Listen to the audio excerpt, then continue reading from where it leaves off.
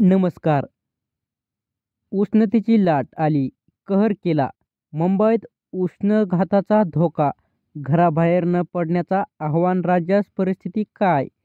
ठाणे, पालघर, रायगड, रत्नागिरी आणि सिंधुदुर्ग या कोकण किनारपट्टी जिल्ह्यांसह उत्तर महाराष्ट्रातील उष्णतेच्या लाटेचा इशारा हवामान विभागाने दिला आहे.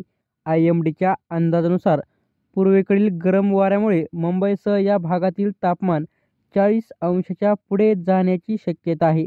राज्यभरात 11 मार्चपर्यंत हा उन्हाचा कडाका कायम राहील, अशी माहिती हवामान खात्याने दिली आहे. मुंबईत तापमान वाढीचं मुख्य कारण काय? यंदा फेब्रुवारी महिन्यात मुंबईत पहिली उष्णतेची लाट आली होती. त्यानंतर थोडासा गारवा मिळाला असला तरी ती स्थिती फार काळ टिकली नाही.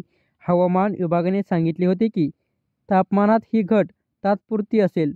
आता होळीपूर्वी पुन्हा उष्णतेच्या लाटेचा प्रभाव जाणवणार आहे.